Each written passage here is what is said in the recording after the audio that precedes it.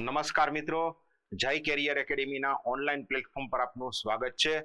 મિત્રો, આજે આપણે વંદે માતરમને કેન્દ્ર સરકારે જે રાષ્ટ્રગીત સમાન દરજ્જો આપવા માટેનું જે વિધેયક તૈયાર કર્યું છે, જે છે અધિનિયમ તૈયાર કર્યો છે, એના પર ચર્ચા કરીશું. મિત્રો, કેન્દ્રીય મંત્રી મંડળે વંદે માતરમ એને રાષ્ટ્રીય ગાનને જનગણ મન જે આપણું છે રાષ્ટ્રગીત એને સમાન દરજ્જો આપવાના પ્રસ્તાવને મંજૂરી આપી છે. હવે એ જે છે આની અંદર સંસદની અંદર એને બિલ લાવવામાં આવશે આગામી સત્રની અંદર. આનો ઉદ્દેશ્ય શું છે? આ નિર્ણયનો ઉદ્દેશ્ય છે રાષ્ટ્રીય ગાન પ્રત્યે નાગરિકોમાં સન્માન વધારવાનો અને એની ગરિમા કાયમી જળવાય એવો એનો પાછળનો ઉદ્દેશ છે.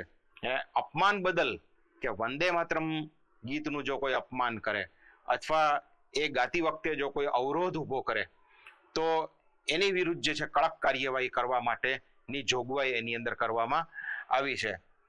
એટલે આ રીતે એને કાયદાકીય રક્ષણ આપવામાં આવ્યું છે અને એના માટે રાષ્ટ્રીય ગૌરવ અપમાન નિવારણ અધિનિયમ આ તમારે ખાસ યાદ રાખવું પડશે. આ ક્યાંક ઓપ્શનની અંદર પૂછાઈ શકે. રાષ્ટ્રીય ગૌરવ અપમાન નિવારણ અધિનિયમ, આ બરાબર આ શબ્દો યાદ રાખી લ્યો. આમાં ફેરફાર કરીને પણ ઓપ્શન ક્યાંક આવી શકે, તો એ એક તમારા માટે જરૂરી બનશે. અચ્છા, એના લેખક કોણ? તો એ આપણને ખ્યાલ જ છે, બંકિમચંદ્ર ચટ્ટોપાધ્યાય. 1870 ની અંદર એની રચના કરી હતી. પોતાની આનંદમઠ નામની નવલકથા હતી, એની અંદર એ ગીત લખવામાં આવ્યું હતું. આનંદમઠ નવલકથા છે તો એક સપોર્ટિવ એક જે છે સાઈડમાં ઇન્ફોર્મેશન તરીકે લઈ લે કે આનંદમઠ નવલકથા હતી એ સંતોનો સ્વાતંત્ર્ય સંગ્રામ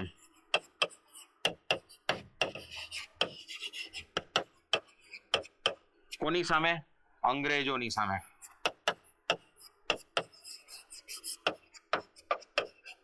આ ખાસ વાત ધ્યાનમાં રાખવાનું કે આનંદમઠ નવલકથા હતી શેના માટે? તો સંતોનો જે સંગ્રામ હતો એના માટે હતી ને એની અંદર એનો ગીત લખવામાં આવ્યું હતું.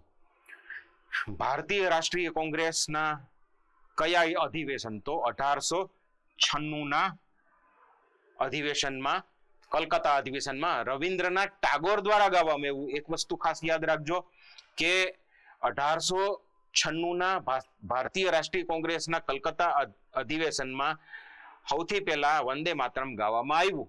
ગાયું કોણે? રવિન્દ્રનાથ ટાગોર. એ રવિન્દ્રનાથ ટાગોર કે જેણે જનગણ મનની રચના કરી છે. જનગણ મન આપણું જે છે રાષ્ટ્રીય ગીત છે, તો એની રચના કોણે કરી? રવિન્દ્રનાથ ટાગોરે. સૌથી પહેલા ગાયું કોણે વંદે માતરમ? રવિન્દ્રનાથ ટાગોરે. પણ ગીત લખ્યું કોણે? બંકિમચંદ્ર ચટ્ટોપાધ્યાય. આ વસ્તુ, આ મુદ્દાઓ ખાસ આમાં ધ્યાનમાં તમારે સમજવા પડશે. અચ્છા, રાષ્ટ્રીય ગાન તરીકે સ્વીકાર એનો છે 1950 24 જાન્યુઆરી બંધારણ સભાએ એને રાષ્ટ્રીય ગાન તરીકે સત્તાવાર રીતે સ્વીકાર્યું હતું. સ્વાતંત્ર્ય સંગ્રામની અંદર ક્રાંતિકારીઓ માટે વંદે માતરમ છે એ પ્રેરણાનો મુખ્ય સ્ત્રોત હતો. વંદે માતરમ કરીને નારા લગાવતા નીકળે એટલે જે છે એ અંગ્રેજ સરકાર એની વિરુદ્ધમાં જ નીકળ્યા હોય એવું માની લેવામાં આવતું ને એટલા માટે જેનો પ્રતિબંધ લગાવવામાં આવ્યો હતો. એક ફરક ખાસ ખ્યાલ રાખી લેજો, વંદે માતરમ છે એ અંગ્રેજ સરકારના વિરોધનું એક પ્રતીક બની ગયું હતું. જ્યારે જનગણ મન